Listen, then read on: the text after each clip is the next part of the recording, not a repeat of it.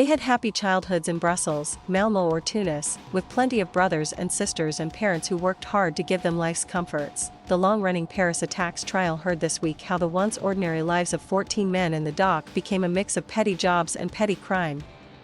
Some went to join the war in Syria, and then became caught up in an Islamic State vengeance plot to wreak terrorist havoc in Western Europe.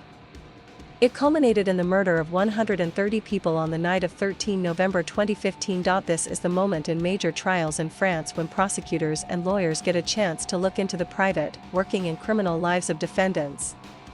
Questions on the actual charges or the men's religious beliefs were excluded by the presiding judge until January. After weeks of painful eyewitness accounts, it is the first time since the trial began in September that the spotlight has been on the accused, and their voices help build a picture of the world from which they emerged. A key place in this world was the Molenbeek neighborhood of Brussels, and in particular the Les Beguines Café there, run by Brahim Abdeslam. Brahim Abdeslam was one of the café terrorist gunmen in November 2015. He blew himself up at the Comptoir-Voltaire. He was also the brother of Salah Abdeslam, the alleged 10th man in the Paris attacks and best known of the defendants. Speaking of his childhood on Tuesday, Salah Abdeslam, 32, cut a different figure from the aggressively unrepentant side that he has shown so far in the trial. He even raised a few mild laughs in the courtroom. Born in Brussels to Moroccan parents, and with French nationality, he described himself as quite a nice guy. I was popular with the teachers, good in certain subjects. I studied hard. I gave my all. I was ambitious. He took a diploma in electrical mechanics and started work, like his father, at the Brussels Tram Company. But after a year and a half he was fired. "Why were you fired?" asked the presiding judge. "Because I was in prison." At the end of 2010, Salah Abdeslam had taken part in a botched robbery with his friend Abdelhamid Abaoud, the same Abaoud who would become the ringleader of the Paris attacks. "I was born and grew up in Belgium. I went to state school. I lived as I was taught to live in the West. Like everyone else, I wanted to marry and have children," he told the court. "But I put all that to one side the moment I decided to invest myself in another project."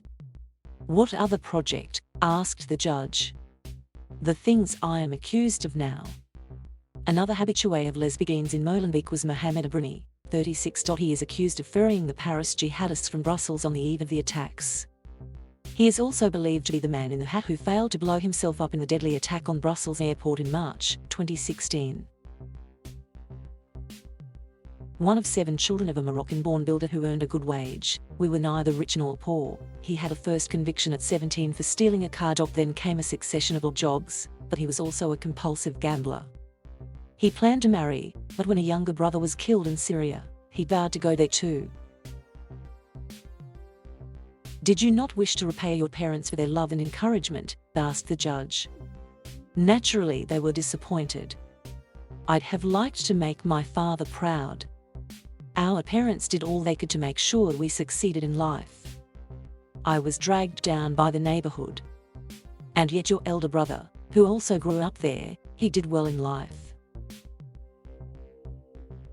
If you add up those who failed and those who succeeded, it's about 80 to 20.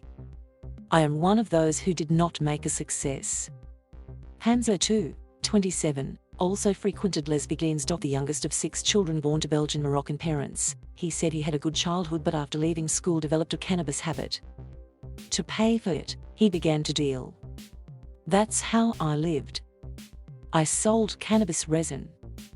I know it's an offense. I'm not proud of it. But I couldn't see myself robbing people or mugging them." He is accused of driving from Brussels to pick up Salah Abdeslam late on the night of the attacks. One of 3 defendants who are not in custody for the trial, he was nonetheless found to have occasionally violated the terms of his conditional release, notably by staying out late at night.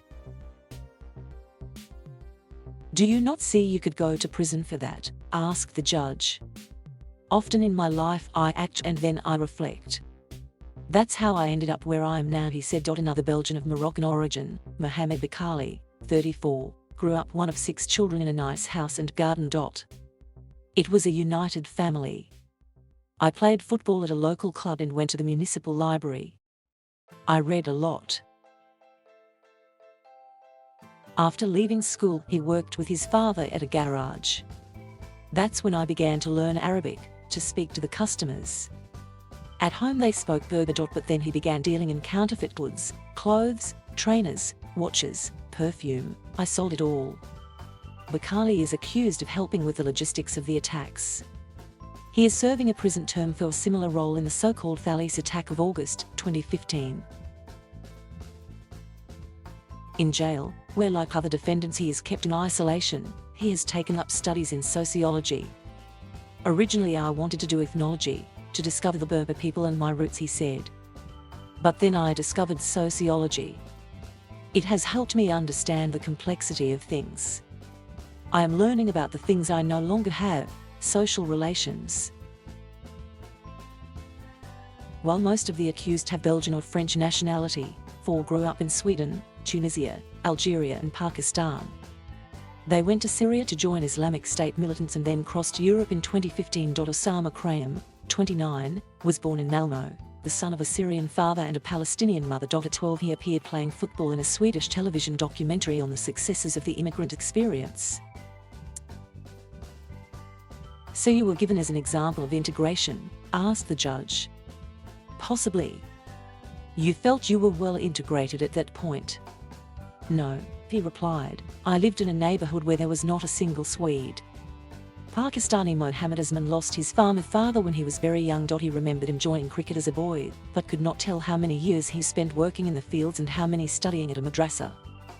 I don't know at what age I stopped my studies. In my people we do not celebrate birthdays. Which is a problem, because no one can determine his age today. Fake papers that he was carrying when arrested in Greece say he was born in 1981, but an identity card sent by Pakistani police gives his year of birth as 1993. The judge said he looked far too old to be just 28. I know I do not look my age. It is because of being in isolation, he said.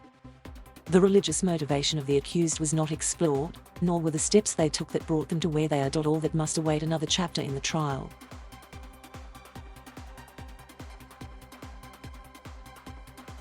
Thank you for watching. Please subscribe.